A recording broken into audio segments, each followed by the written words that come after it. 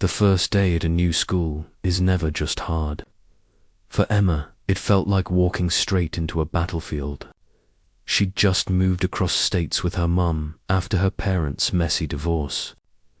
And everything around her screamed unfamiliar, strange streets, crowded hallways, even the way other kids' eyes lingered on her. She clutched her books tight, pressing them against her chest like armor, praying the day would somehow pass without anyone noticing her. But deep down, she knew the truth. Shyness in this place was a target by lunchtime. That truth hit her harder than she expected. A notorious group of boys had already set their sights on her. They thrived on tormenting anyone who didn't quite belong, and Emma, with her quiet, cautious steps, was the perfect prey.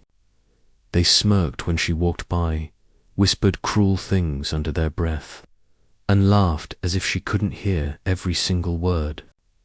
But the thing that made her stomach twist wasn't the laughter, was the way their eyes followed her, sharp and predatory, like wolves circling their prey.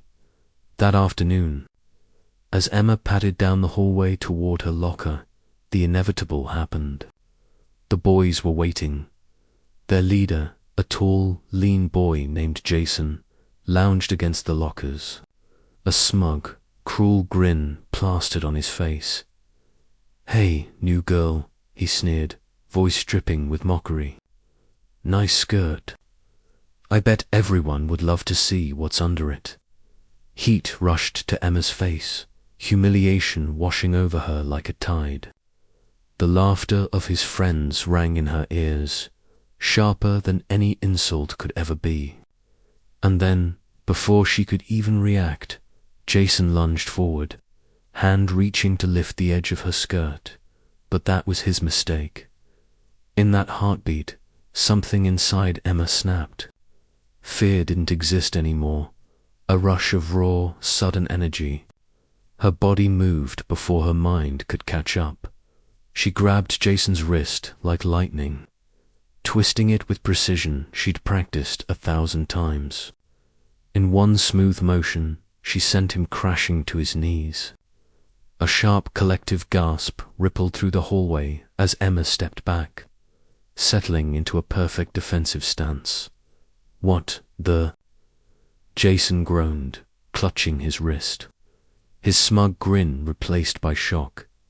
Emma's voice cut through the stunned silence, steady, unyielding, the voice of someone who had been trained not just to fight, but to take control. "Don't ever touch me again," she said, each word deliberate. "You have no idea who you're messing with." The hall fell completely silent. The boys, who had been laughing just moments ago, now looked like frightened children caught in a storm. No one had ever dared stand up to Jason before, let alone knock him down so effortlessly.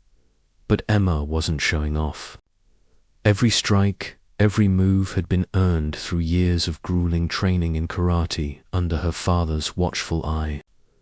Black belt wasn't just a title, it was sweat, bruises, and tears, earned lesson by lesson. Karate wasn't about aggression.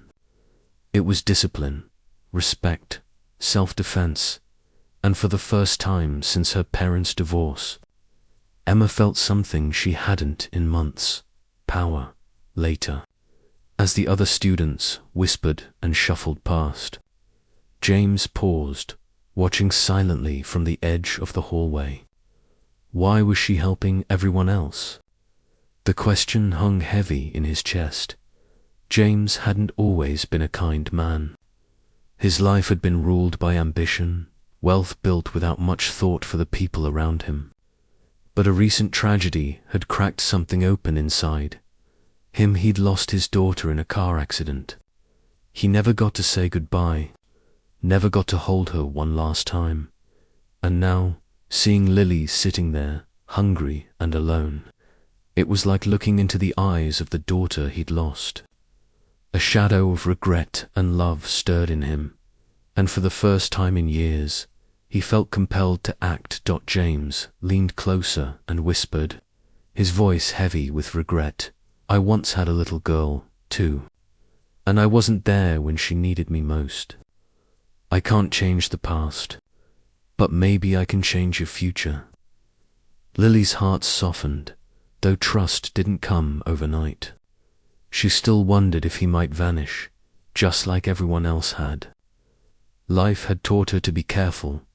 Poverty wasn't just empty stomachs. It was years of being overlooked, dismissed, told you didn't matter. Over the next weeks, James didn't just bring food. He brought doctors for Lily's mother, clothes for Lily, even paid the overdue rent to keep them from being evicted. Every small gesture carried a weight that went far beyond money. It was a lifeline, a reminder that someone, somewhere, finally saw them. But accepting help wasn't easy. Lily's mother's pride burned bright, and shame often shadowed her gratitude. One evening, as James quietly tucked groceries away, she whispered, "We can't ever repay you." "You don't need to," he said, gentle but firm. "Sometimes kindness isn't meant to be repaid. It's a gift, nothing more." Still, life didn't stop testing them. Lily's mother's illness was serious, and some days hope felt impossibly far away. On those nights, James stayed at the hospital, sitting quietly beside Lily's small hand, rubbing her back as she cried, whispering that every possible thing was being done, that she wasn't alone. Then slowly, almost imperceptibly, things began to shift. With treatment, Lily's mother regained strength. Lily herself started to smile more, her cheeks blooming with color, her laughter returning like sunlight after a storm. But James gave them more than just relief. He restored something deeper, dignity. He encouraged Lily to dream, gifting her books, enrolling her in school, telling her every day that she mattered. And in that transformation, hope finally took root, fragile but alive. Evenings became their own kind of magic. James spent hours teaching Lily the little things his daughter had once loved, painting bright skies on blank canvases, writing silly and fantastical stories, even planting tiny flowers in pots by their window so life felt alive again. One afternoon, Lily paused, looking up at him with wide, curious eyes. "Why do you always believe in me?" she asked quietly. James gave a faint, tired smile, the kind that carried both sorrow and hope. "Because I never want you to have to say, 'I can't' again," he said. "You can, Lily. You can do anything. Don't ever forget that." Even as their world brightened, James faced a new kind of battle whispers from his wealthy friends and colleagues. Some said he was wasting time and money on strangers. Others hinted he was trying to fill a void that could never be healed. But James didn't falter. He had learned that true wealth wasn't in numbers on a bank statement.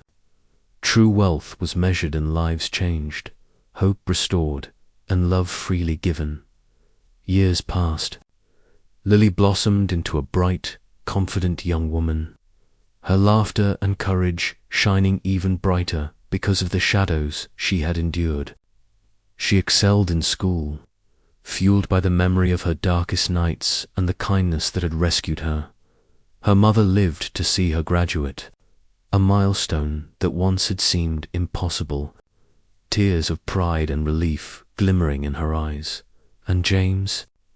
He found a kind of healing to not, the kind that erased grief, but the kind that made it bearable. Though he never stopped missing his own daughter, he carried her memory in the light he helped others find. In the end, he discovered that love, compassion, and a single act of courage could change everything.